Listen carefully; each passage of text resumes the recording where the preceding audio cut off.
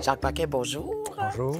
Jacques est aussi un collègue au département de lettres et communication sociale. Tu enseignes là, professeur, chercheur. Et là, un petit dernier, Anthologie Sciences et poésie, publié aux Écrits des Forges.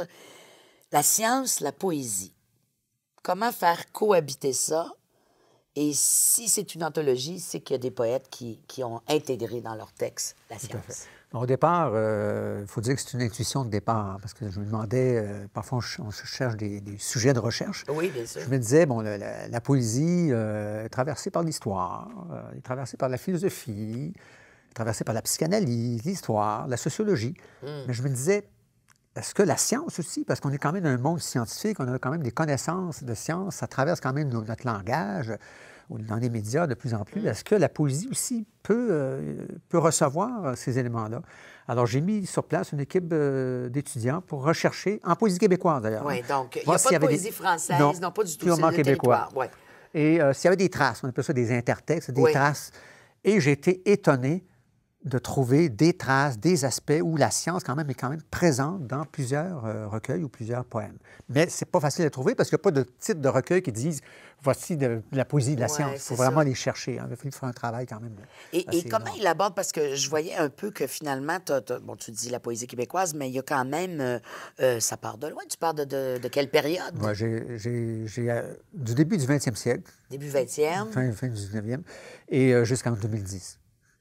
Et là, c'est intéressant parce que ça me permettait de voir les registres. Parce qu'il il y en a pour lesquels la science et la poésie sont concurrentes. C'est deux formes de savoir. Donc, ça paraît un peu dans les poèmes. D'autres, au contraire, puisque le poète fait des expériences de langage, bien, il trouvait normal peut-être de mettre aussi de la science, parce que ce sont des expériences sur le monde réel. Donc, les deux se conjoignent. D'autres, c'est de manière ludique ou ironique, ou pour donner une petite chic note de la science. Donc, il y a de la fantaisie, il y a du sérieux, il y a plusieurs registres qu'on peut trouver dans les poèmes. Et qu'est-ce qui t'a davantage étonné? Bon, tu dis il y a plusieurs registres, mais qu'est-ce qui a davantage étonné? Est-ce qu'il y a des auteurs, des poètes que tu t'es dit, mais mon Dieu, regarde l'utilisation qu'il fait de la science à l'intérieur du poème? Bien, il y a un poète qui s'appelle Gilles Cyr, qui, lui, est étonnant parce qu'il y a toujours, peu importe le recueil, donc on est les années 90, années 2000. Assez contemporain quand même. Oui, une poésie très, très... il écrit des poèmes simplement toujours jumelés par deux vers à deux vers. Oui. Et il fait toujours, il marche beaucoup, mais en même temps, on sent qu'à chaque fois, lui, c'est des petites expériences, un peu comme un bâton qu'on met dans l'eau, puis on voit la réfraction. Bien, il va faire des petites expériences comme ça. Puis c'est très, très simple, très banal, mais en même temps, c'est toujours lié à une petite expérience scientifique qu'il fait. Puis avec de l'humour aussi. Son humour, je pense que c'est ce que j'ai aimé, c'est son humour, la manière d'intégrer la science sans avoir la batterie, la science, des choses très, très complexes. Là. Mais lui m'a beaucoup étonné, ça m'a beaucoup frappé. Il y a aussi une femme, Jocelyne Felix, qui est de la région d'ailleurs, oui.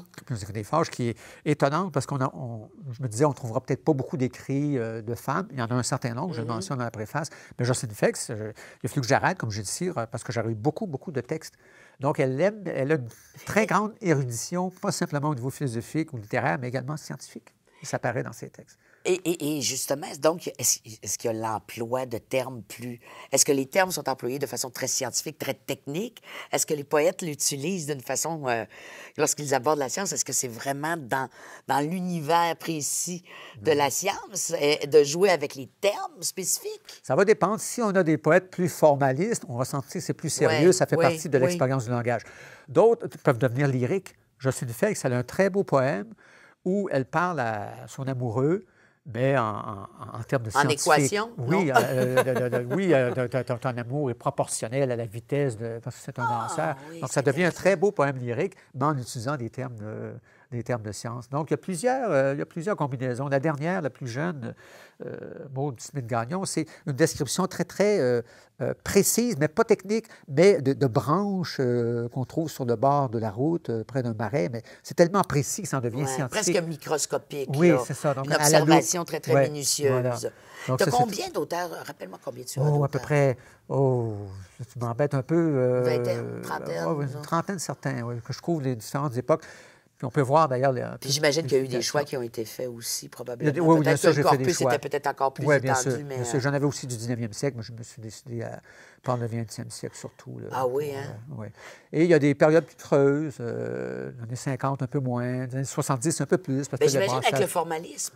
Le formalisme, on arrive un peu plus parce qu'on s'intéresse à la science. On veut, Oui. La littérature devient une science en elle-même, on veut la recherche, donc ça paraît. Donc, une ça paraît un peu plus cohabitation heureuse, Jean. heureuse. Et dans le fond, c'est le but aussi que j'ai fait, c'est-à-dire c'était de faire cohabiter deux mondes qui, en apparence, semblent éloignés, Oui, absolument. mais qui peuvent être semblables. Moi, je pense que des amateurs de poésie peuvent aimer ce livre-là, mais également des scientifiques qui s'intéressent à la Aussi. poésie.